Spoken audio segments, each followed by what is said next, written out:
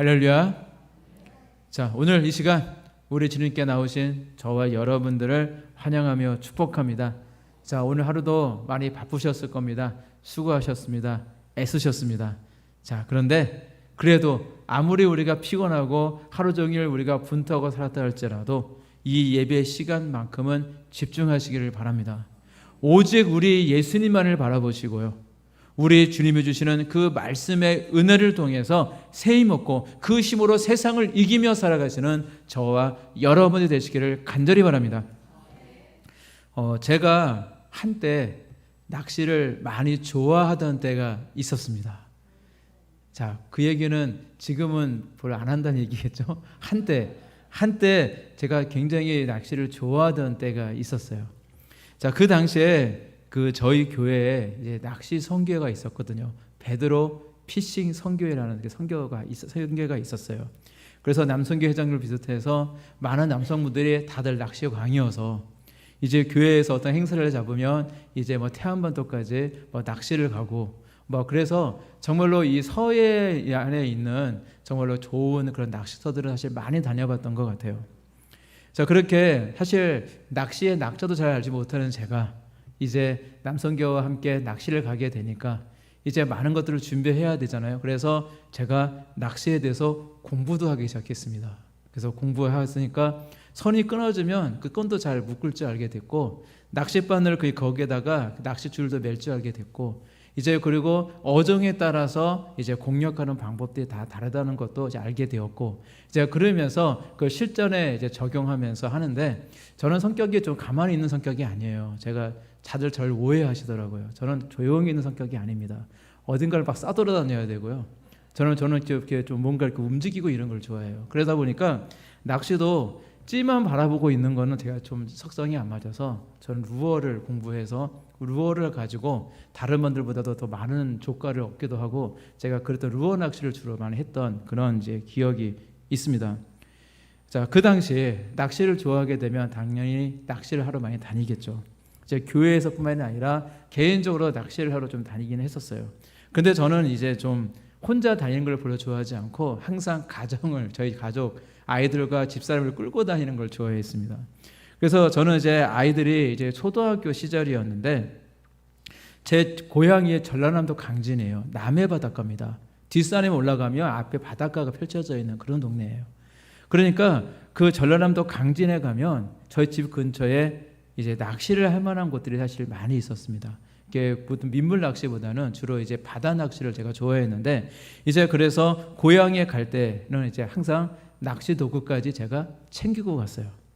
그리고 어느 여름에 이제 또 저의 고향을 이제 휴가 때가 돼서 방문하게 되었는데, 그때는 이제 그 전에는 아버지한테 어디가 좋아요? 물어보고 그래서 그냥 대충 가고, 그러면 항상 좀 위험하기도 해요. 그래서 방파제 같은데 좀 위험하고, 아이들 어린데 옆에서 뛰어놀고 있고 자기도 낚시해보겠다고 이러고 있는데, 그런데 사실 조금 위험하거든요. 그래서 이번에는 좀 안전하고 아이들이 좀 옆에 놀 수도 있고 좀 쾌적한 곳이 없을까 그런 것을 찾다가 제가 이제 폭풍 검색을 하다 보니까 저희 집 근처에 차로 한 15분에서 20분 정도 이제 가게 되어지면 이제 마량 방파제라는 곳이 있어요. 우리나라에 마량 방파제 한 군데가 더 있거든요. 그래서 거기랑 강진 마량 방파제라는 곳이 있더라고요.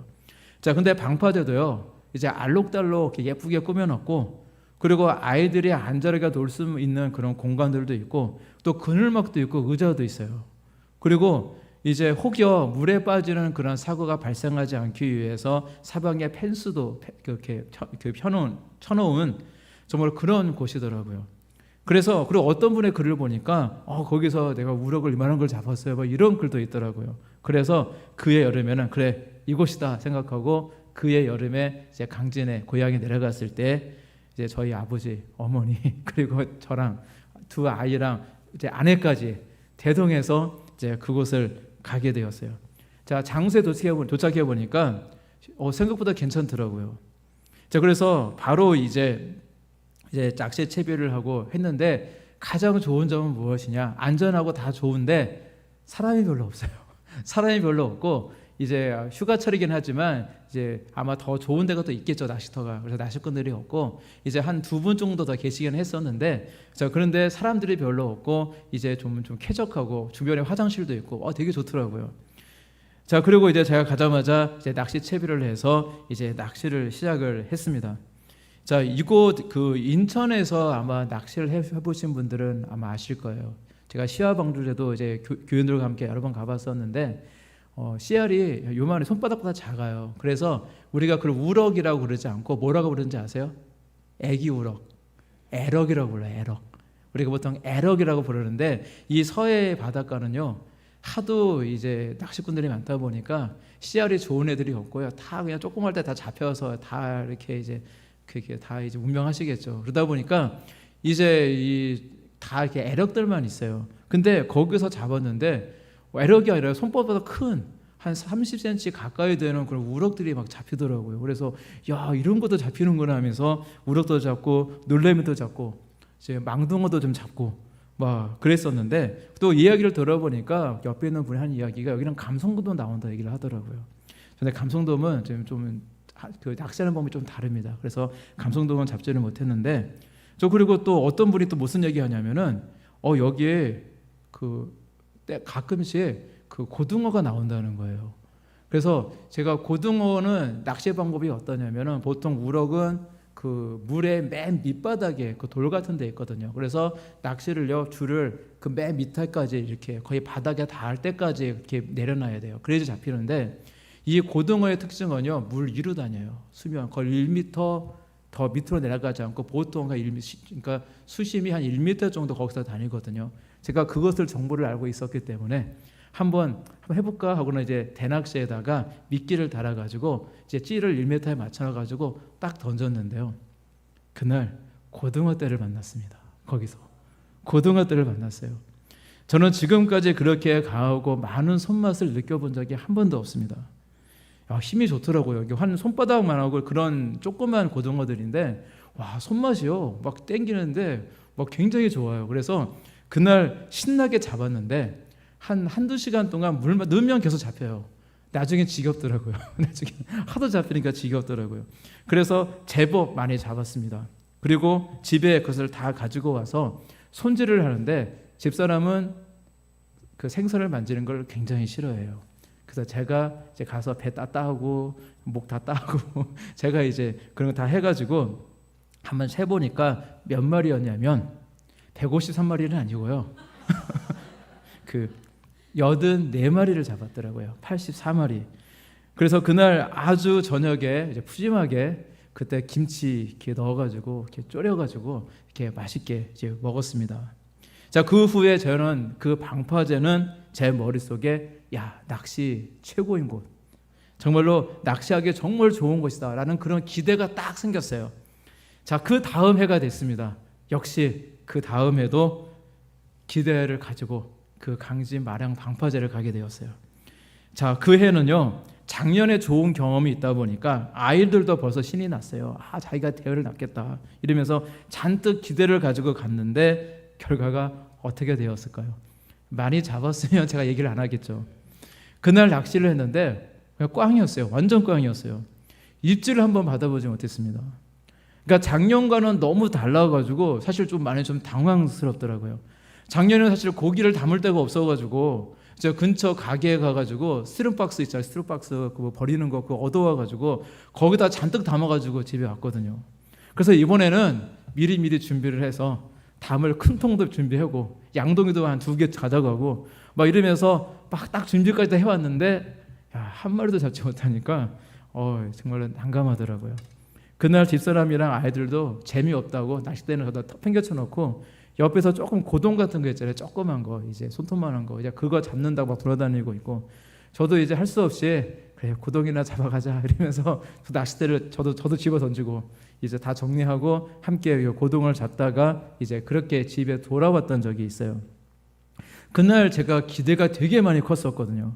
그래서 지금까지 거의 10여 년 전의 이야기인데도 불구하고 지금까지 생각이 날 정도로 그때 참 기대를 많이 한 만큼 굉장히 큰 실망감을 가진 기억이 있습니다.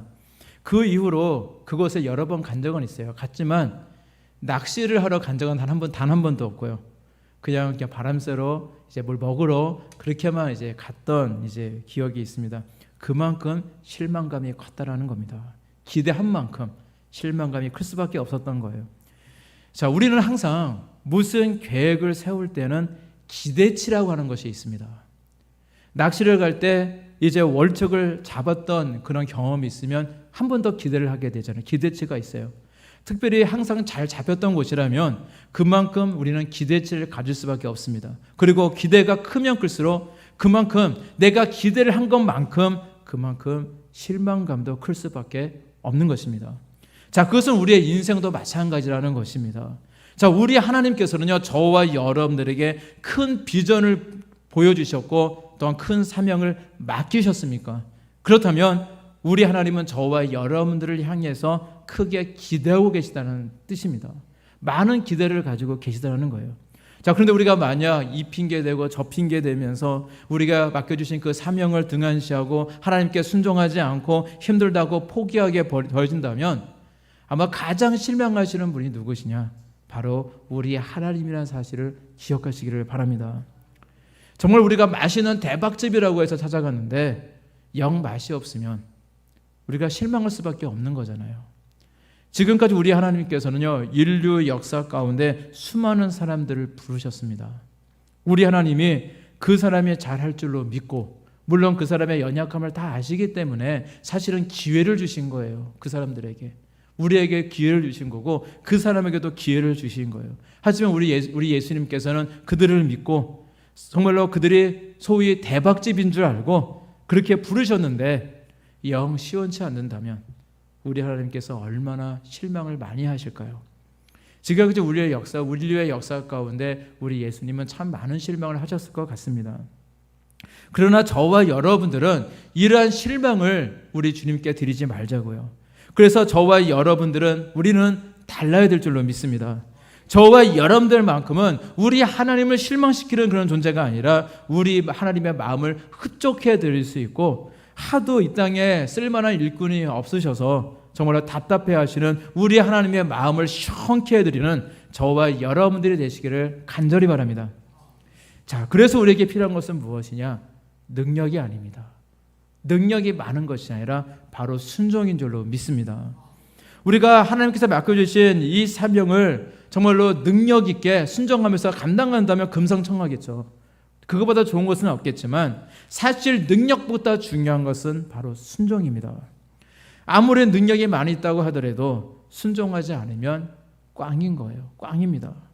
아무리 뛰어나도 우리 하나님께 절대 쓰임 받을 수가 없는 것입니다. 그래서 오늘 이 시간도 우리 하나님은 우리 하나님께 온전히 순종할 수 있는 그 한 사람을 찾고 계신다는 사실을 믿으시기를 바랍니다.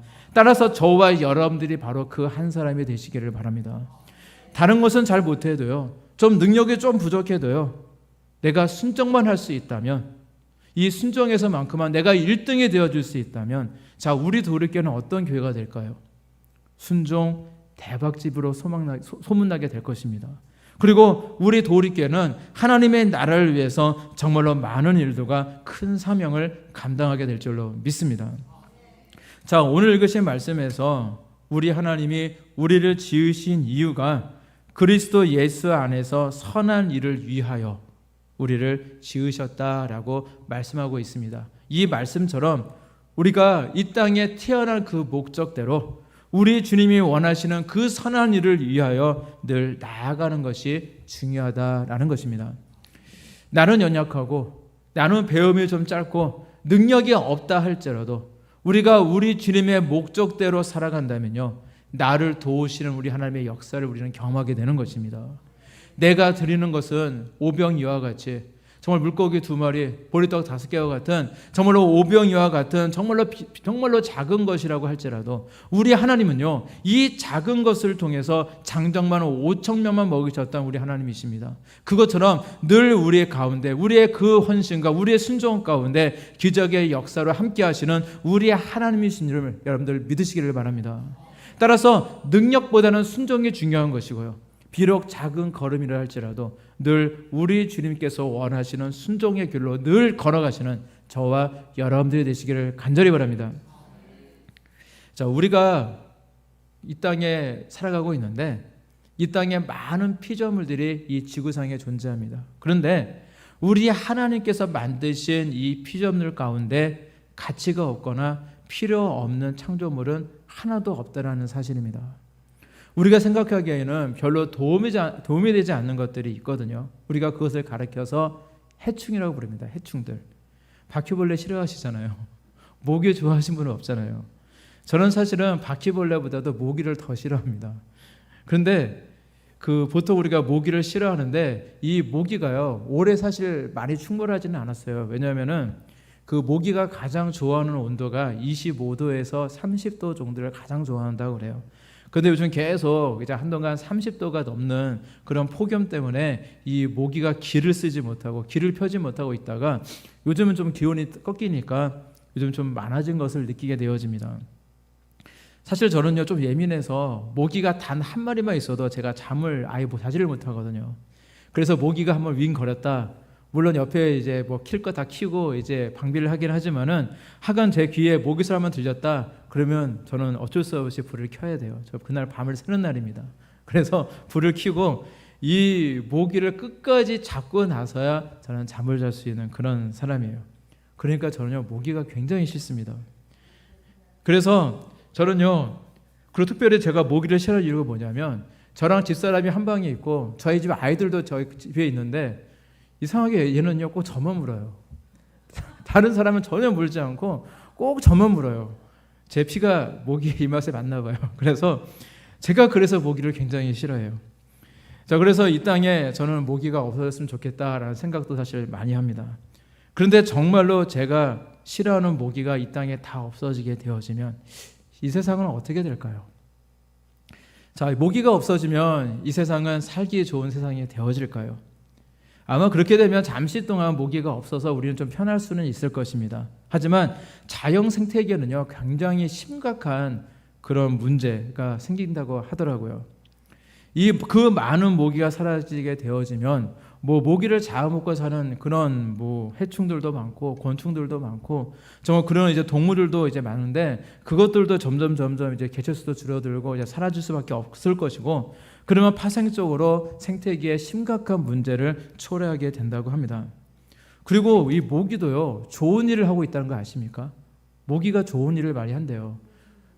모기가 안 좋은 일을 하는 것은 암컷밖에 없어요. 암컷들은 이제 자신의 그 새끼를 낳아야 되니까 이제 그것 때문에 이제 영양분 때문에 피를 뽑는 거지. 수컷도 있고 아직 감기 아닌 그런 암컷도 있을 거고 많은 그런 이제 모기들이 있을 건데 그 자연 생태계에서 이 꽃가루를 옮겨서 이제 수정시켜서 열매를 맺게 하는 작업을요. 저는 꿀벌만 하는 줄 알았는데 그게 아니라 모기도 한다고 하더라고요.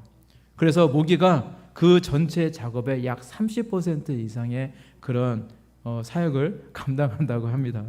알고 보니까 이 모기도요 좋은 구석이 있더라고요.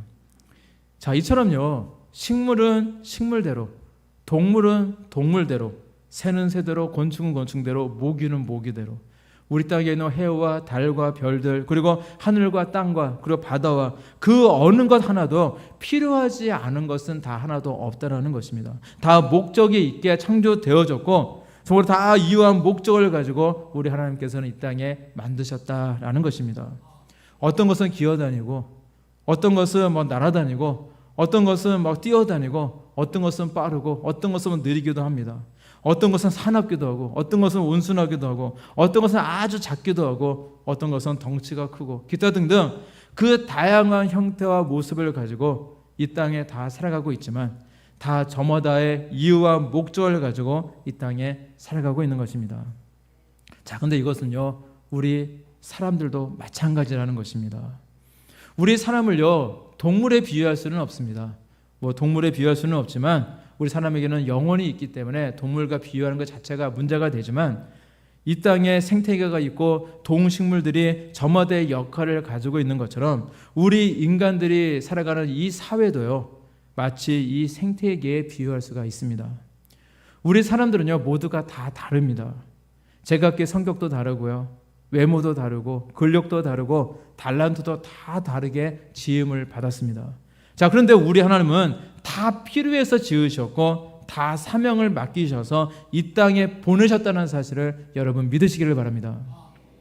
특히 오늘 읽으신 그 성경 말씀에서 우리는 그가 만드신 바라라고 말씀하고 있는데, 자, 이것을 영어 성경인 NIV에서 보게 되어지면 We are God's workmanship이라는 말이 있어요. workmanship. 뭐냐면은 이 workmanship이라는 말은 무엇이냐? 걸작품이라는 뜻이에요. 우리는 하나님의 걸작품이다라고 그렇게 번역하고 있습니다. 즉 우리는요, 하나님께서 직접 손으로 만드신 걸작품이다라는 것입니다. 자, 우리는 공장에서 막 조립해서 나오는 똑같고 일률적인 트라베큐 그런 상품들이 아니라 세상에 단 한 개밖에 없는, 딱 하나밖에 없는 아주 귀한 맞춤형 걸작품이라는 사실을 여러분들 믿으시기를 바랍니다. 하나밖에 없기 때문에 가치가 있는 거잖아요. 한번 저와 여러분들을 보시길 바라요. 지금 거울이 없으실 테니까 옆에 있는 분 보시길 바라요. 자, 어쩌면 이렇게 정밀하게 만드셨겠습니까? 우리 하나님이 우리를 만드신 솜씨를 보게 되어지면 우리는 정말로 감탄하지 않을 수가 없습니다. 시편 139편 14절 말씀을 보게 되어지니까 다윗은 이렇게 고백하고 있어요. 내가 주께 감사하옴은 나를 지으심이 심히 기묘하심이라. 주께서 하시는 일이 기이함을 내 영혼이 잘 아나이다 라고 고백하고 있습니다. 다윗은요, 자기 자신을 바라보면서 너무나도 세밀한 부분까지도 너무나도 세밀하게 정교하게 만드신 우리 하나님을 찬양하고 있습니다. 우리의 몸을 들여다보면요, 정말로 심히 기묘함이심이라는 그런 감탄사가 절로 나올 수밖에 없다는 것입니다. 우리는 그저 그냥 당연한 것으로 살고 있지만은 한번 우리의 몸을 들여다보면 다양한 특징들을 가지고 있어요. 자, 우리가 평생 동안 호흡하는 횟수가 몇 번인지 아세요? 사람마다 다르겠지만은 5억 번이라고 그래요. 5억 번. 우리는 5억 번 동안 5억이나 되는 그만큼 숨을 들이셨다가 내셨다라는 것을 반복한다고 합니다. 또 평생 500톤의 음식을 먹는다고 그러고요. 혈관의 총 길이가 10만 킬로미터라고 그래요. 지구가 한 바퀴가 몇 킬로미터인지 아세요? 지구가 한 바퀴가 대략 4만 킬로미터입니다. 그러니까 지구를 2바퀴 반을 돌 수 있는 정말 그런 혈관이, 우리 모세혈관까지 다 합해서 그 혈관이 우리의 몸에 있다라고 그래요. 그리고 뇌의 무게는 우리 몸무게의 2%밖에 되지 않지만 이 뇌를 통해서 우리 몸에 다 손과 발을 지시하고 지령을 내립니다. 그런데 인간의 뇌는 고통을 느끼지 못한다고 그래요. 자, 그리고 우리가 눈을 깜빡할 때 걸리는 시간이 0.025초라고 그래요. 자, 그래서 이 눈이 깜빡거리기 때문에 이제 먼지들이 함부로 들어오지 못한다고 합니다. 그리고 이제 평생 동안 깜빡거리는 횟수도 조사했더라고요. 3억 3,300만 회를 우리는 눈을 깜빡깜빡거리고 있다고 그래요. 자, 그런데 그것을 통해서 우리는 우리의 눈을 보호하고 있습니다. 평생 심장 박동수가 2억 8천 번이라고 그래요. 세포 조직이 10조 개가 있고요. 평생 우리 피부가 항상 이렇게 변하잖아요. 이게 떨어져 나가잖아요. 그래서 평생 벗어버리는 피부의 무게를 재보니까 몇 킬로일까요? 48킬로라고 그러고요. 그리고 이 피부는 4주마다 한 번씩 전체를 다 교체한다고 합니다. 자, 눈의 근육은요, 24시간 동안 10만 번 움직인다고 그러고요. 평생 머리카락에 자라는 길이가 563km나 된다고 하고요. 그리고 사람의 지문은 다 달라가서 사람이 서로 같은 지문을 가지고 태어날 수 있는 확률이요 640억 분의 1이라고 그래요. 한마디로 이 땅에는요 같은 지문이 하나도 없다라는 이야기입니다.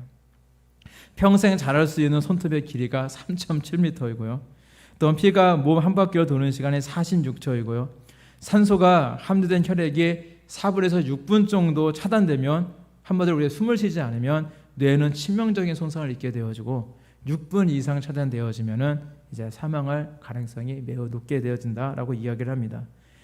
그리고 평균적으로 여자는 63세까지 엄마가 될 수 있다고 그래요. 신체적인 그 모습을 봤을 때. 그리고 남자는 100세까지 아버지가 될 수 있다라고 그렇게 이야기를 합니다. 자, 제가 왜 이렇게 말씀을 드리냐면 그만큼 우리 하나님은 우리를 정교하게 창조하셨다라는 말씀을 드리는 겁니다. 자, 이렇게 우리를 정교하게 창조하신 우리의 아버지 하나님은요, 끝까지 우리와 함께 동행하시고 우리를 책임져 주시고 지키시고 돌봐주시는 분이시다라는 것입니다. 자, 하나님께서 우리 사람을 이렇게 정교하게 이렇게 창조하신 것이 이것도 정말로 놀라운 일일지언데, 그것보다 더 놀라운 사건은 무엇이냐면 우리의 창조주이신 우리 아버지 하나님께서 우리와 같은 연약한 피조물과 늘 함께해 주시고 동행해 주시고 책임져 주시고 돌봐 주신다는 그 사실이 정말로 놀라운 사실인 줄로 믿습니다. 세상의 부모 가운데는 자기 자식을 낳기만 했지 돌보지 않는 사람들이 정말 그토록 많다고 하는데, 우리 하나님은 절대 그렇지 않다라는 것입니다. 그래서 이 땅에 그냥 보내시기만 하신 것이 아니라 늘 함께 하시며 우리의 삶을 늘 세밀하게 인도하고 계시는 아버지 하나님이심을 늘 믿으시기를 바랍니다. 예레미야 1장 5절 말씀을 보게 되어지면 우리 하나님께서 예레미야 선지자를 부르실 때 이렇게 말씀을 합니다. 내가 너를 모태에 짓기 전에 너를 알았고 내가 배에서 나오기 전에 너를 성별하였고 너를 여러 나라의 선지자로 세웠노라. 이렇게 말씀하셨어요. 우리가 어머니의 태 속에 짓기 전부터 이미 하나님은 저와 여러분들에 대해서 이미 다 알고 계셨고요. 이미 구별하셨고 이미 다 계획하고 계셨다는 사실입니다. 믿으시기를 바랍니다. 그래서 하나님의 때가 되니까 저와 여러분들을 이렇게 도리께로 인도하셨고 각자 사명을 맡겨주신 것입니다.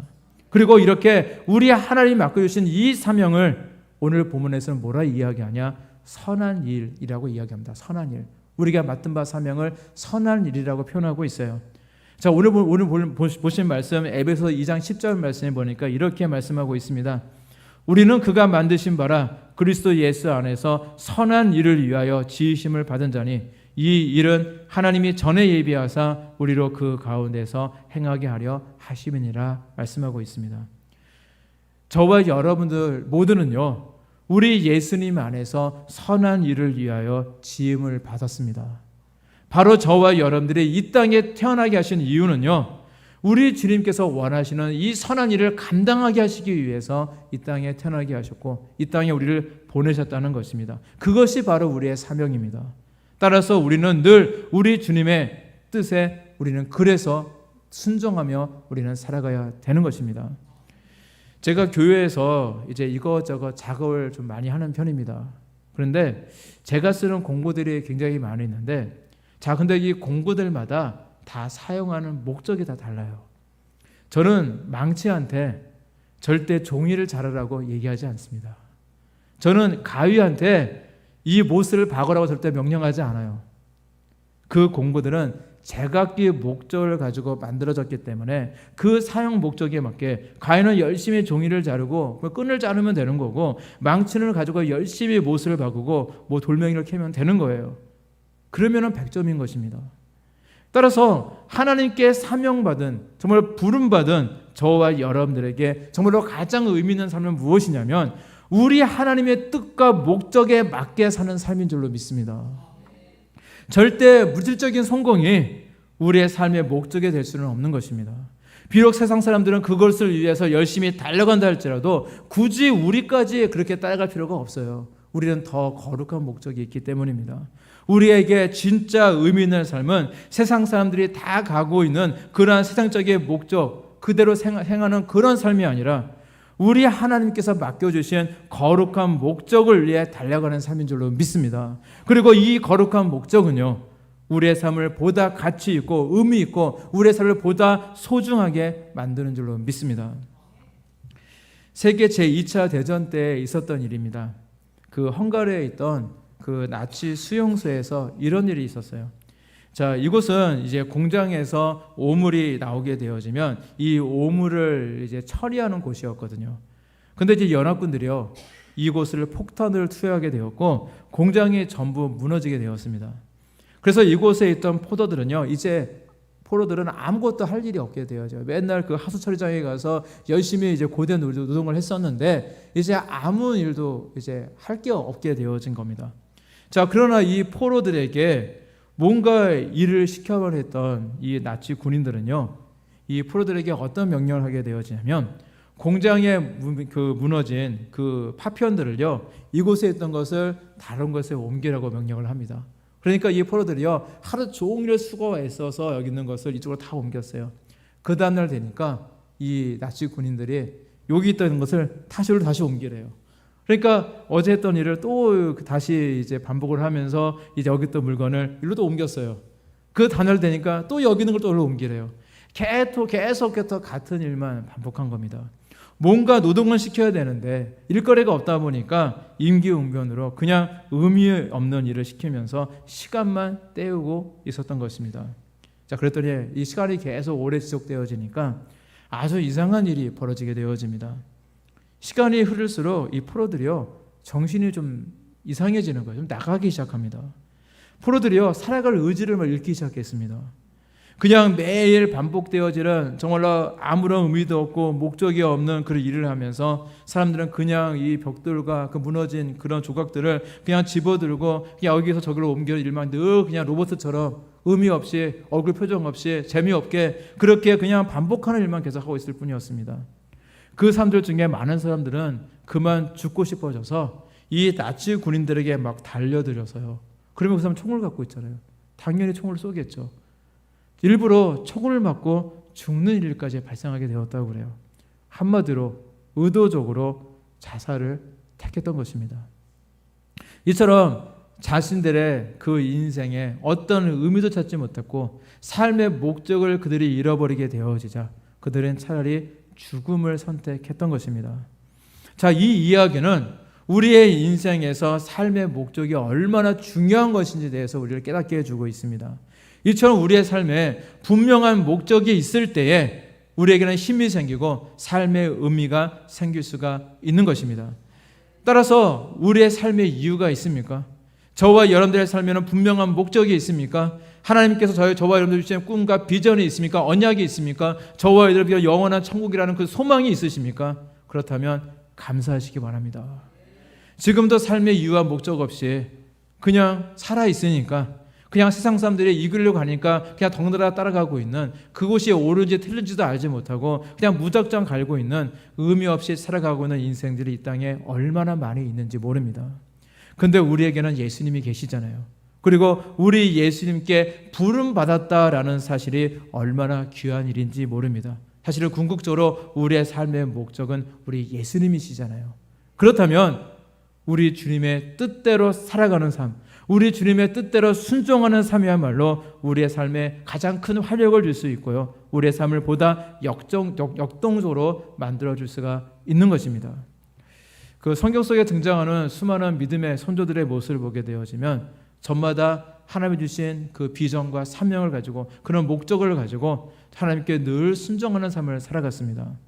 그래서 그들은요, 하나님께서 맡겨주신 사명을 저 끝까지 감당하였고 정말 그것을 통해 지금까지도 우리에게 칭송받는 그런 인물들이 될 수가 있었습니다. 믿음의 조상 아브라함의 목적은요, 그 하나님께 대한 믿음으로 순종하는 거였거든요. 그래서 그는 하나님께 순종함으로 인해서 정말로 그 먼 길을 따라 가나안 땅으로 오게 되었고, 그리고 그 아들을 믿음으로 정말 하나님께 드릴 수 있는 그런 인물이 되어집니다. 그래서 이 아브라함을 통해서 이스라엘 민족이 생겨날 수가 있었던 겁니다. 또한 이스라엘 지도자였던 모세는요, 이 이스라엘 백성들을 해방시키는 것에 그 삶의 목적이 있었고요. 그래서 그는 이스라엘 민족들을 광야에서 40년 동안 인도하는 그런 사명을 감당하게 되어집니다. 에스더는 죽음 직전에 있었던 자기 민족을 구원하는 일을 했고, 사도 바울은 이방 사람들에게 복음을 전하는 일에 자신의 평생을 바치게 되어집니다. 이처럼 정말로 이 성경 속에 등장하는 수많은 인물들이 있고 이 땅을 살아갔던 위대한 신앙의 선조들의 모습을 보게 되어지면 그들의 삶의 특징은 오직 이 한 가지였습니다. 뭐냐? 그들은 모두가 끝까지 우리 주님이 주신 이 거룩한 목적을 향하여 나아갔다는 것입니다. 물론 그 과정은 절대 쉽지 않았습니다. 쉽게 된 사람은 단 한 사람도 없습니다. 다 고난과 연단의 세월이 있었고 훈련의 세월이 있었고 그 모든 것들을 믿음으로 그들이 뚫고 나아갈 때에 그들은요, 그 모든 것을 이김으로 인해서 더 그 믿음이 더욱더 강화되어졌고 마침내 하나님의 뜻을 이루고 성취하는 그런 위대한 인물들이 되어줄 수가 있었던 것입니다. 그 삶의 목적이 크고 원대하다면 그 사람의 그 삶의 질도 덩달아 크고 원대하게 되어지는 것입니다. 따라서 여러분들이 하나님이 주신 이 원대한 꿈과 비전을 쫓고 계십니까? 그렇다면 그만큼 여러분들의 가치도 크고 원대하게, 우리의 가치도 높아진다는 사실을 또한 믿으시기를 바랍니다. 우리는 절대 하찮은 사람들이 아닙니다. 우리 안에 하나님이 주신 거룩한 목적이 있기 때문에, 사명이 있기 때문에, 우리 하나님이 주신 그 선한 일들이 있기 때문에 우리가 순종하며 그 목적에 맞는 길로 나아가게 있다면 그만큼 우리는 가치 있고 소중한 존재들이라는 사실을 믿으시기를 바랍니다. 절대 이 사실을 잊지 마시고 우리 하나님께서 맡기신 이 선한 사명을 늘 감당하시며 늘 믿음의 걸음으로, 순종의 걸음으로 한 걸음씩 주님께 나아가시는 저와 여러분들이 되시기를 간절히 바랍니다. 그 예레미야서 1장, 아까 읽어드렸던 예레미야서 1장 5절 말씀에 보게 되면 어느 날 하나님이요 예레미야 선지자에게 찾아오셔서 이런 말씀을 하십니다. 내가 너를 모태에 짓기 전에 너를 알았고 내가 배에서 나오기 전에 너를 성별하였고 너를 여러 나라의 선지자로 세웠노라 말씀하십니다. 그때 예레미야는요 하나님께 이렇게 고백을 합니다. 내가 이르되 슬프도소이다. 주 여호와여 보소서 나는 아이라 말할 줄을 알지 못하나이다. 나는 아이라 라고 하는 이 말은요 직역을 하게 되어지면 저는 어린아이에 불과합니다. 저는 아직 세상의 물정도 모르고 경험도 지식도 없습니다. 저는 그저 그냥 미련한 어린아이일 뿐입니다 라는 그런 뜻이에요. 그런데 아직 모모일 따름입니다 라는 이 말은요 사실 우리 그리스도인들이 해서는 안 되는 말입니다. 이 말은 하나님의 자녀답지 않은 말이라는 것입니다. 그래서 하나님은 예레미야를 꾸짖으시며 이렇게 말씀하십니다.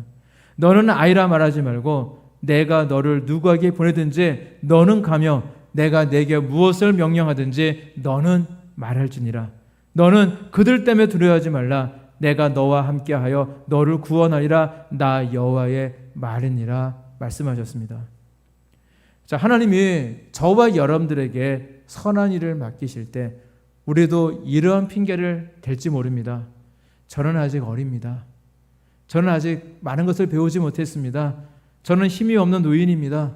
저는 너무도 연약한 존재입니다.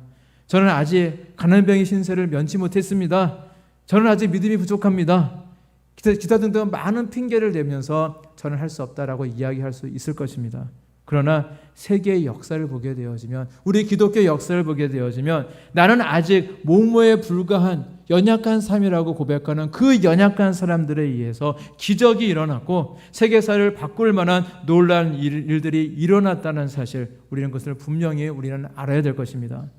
아직 연약했던 모세를 통해서, 아직 연약했던 예레미야를 통해서, 아직 연약했던 정말로 겁이 많았던 겁쟁이 기드온을 통해서, 아직 연약했던 바울을 통해서 하나님은 그 큰 일을 행하셨습니다. 따라서 지금 저와 여러분들이 처해 있는 상황은 절대 문제가 되는 것이 아닙니다. 그래서 우리 하나님은 저와 여러분들에게 나는 아직 모모에 불과합니다 라는 그런 믿음 없는 말을 하지 말라라고 우리에게 말씀하고 계신 것입니다. 우리의 입술에는요 항상 믿음이 있는 말이 나와야 되고요, 늘 우리의 생각은 긍정적이고 적극적인 그런 모습이 되어야 될 줄로 믿습니다. 저와 여러분들이 아직 연약하다고요? 우리 교회가 아직은 정말 성도 수가 적다고요? 그러나 우리 하나님께서 일하시면 모든 것은 한순간인 줄로 믿습니다. 한순간에 모든 것을 이루시고 바꾸실 수 있는 분이 우리 아버지 하나님이라는 사실을 여러분들 믿으시기를 바랍니다. 따라서 여러분들의 그 기도의 골방에서 기도하실 때, 우리가 기도할 때 어떤 기도를 해야 될까요? 우리 하나님이 맡겨주신 사명을 잘 감당할 수 있게 해달라고 기도하시기를 바랍니다. 내게 능력 주시는 자, 우리 주님 안에서 우리는 무엇이든지 다 할 수 있는 줄로 믿습니다. 따라서 이 믿음을 가지시고 늘 우리 하나님께 뜻에 합당한 기도를 드리시고요, 늘 믿음을 가지시고 순종의 길로 나아가시길 바랍니다. 그러면 우리 하나님께서는 반드시 우리에게 응답하시고 할 수 있는 힘과 능력과 환경도 부어주실 줄로 믿습니다. 늘 이러한 믿음을 가지시고 늘 하나님께서 맡겨주신 이 선한 일 열심히 힘쓰시고 늘 굳건한 믿음으로 하나님의 뜻을 따라 살아가시는 저와 여러분들이 되시기를 우리 주님의 이름으로 간절히 축원합니다. 기도하시겠습니다.